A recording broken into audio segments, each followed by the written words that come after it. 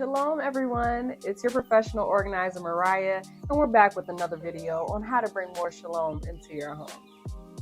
Today we're going to be talking about tips on ways to organize for conception. Now, by no means am I a fertility specialist or anything like that. I've had my own fertility story, and there's ups and downs and things like that. But all I can do is share some tips on the things that I've done to kind of help that process move along. Aside from the spiritual aspect of it that I believe, there are some things that I feel like also helped in that journey of conception. First step that I will say that helped me during this time is trying to use an ovulation tracker or ovulation test strips app just to determine when is that fertility window and when is the best time to try to conceive.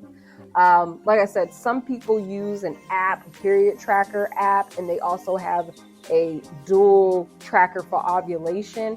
Those are really helpful. I would say try to track your menstrual at least for 2 months, and that will give the tracker some time to kind of average when the ovulation for the next cycle should be. So that should give you enough time to kind of think about, okay, so these are my highest fertility windows, then this is probably the time I should be intimate with my spouse and try to conceive.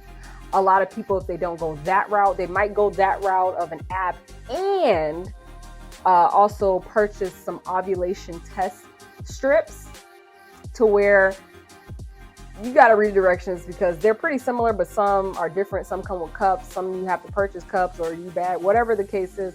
But you can also purchase ovulation strips, and it'll tell you what time you're ovulating, and that will be a good time for you to, like I said, try to conceive during that window.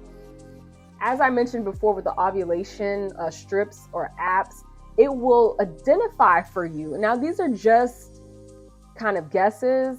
You know, you can also tell if you're ovulating from other things too, but like bodily things. However, try to conceive on the highest day of your fertility window. Now, we know that sperm can last in the body for about like 6 days, 6 or 7 days or such. And that may be the time that you get pregnant. However, having the time where the fertility window is the highest, that's a really, really good chance that you may get pregnant. So really keep an eye out on that fertility window when it is your ovulation cycle going on. My last tip, in which I will also link a website that's from a woman, Miss Rodriguez, I believe that's her name. If I said it wrong, forgive me, please. But she has a great website on how to prepare your body, your spouse's body for this conception. She's basically a fertility expert, an herbalist, alternative medicine. She is just phenomenal at the information and the herbs and her expertise. So I'm going to leave her information below, but I watched a lot of her videos during the time of me trying to conceive, and she has a great article on how to prepare your body, your reproductive health. It takes about 90 days. So make sure that you are really following the guidelines for reproductive health, healthy reproductive health.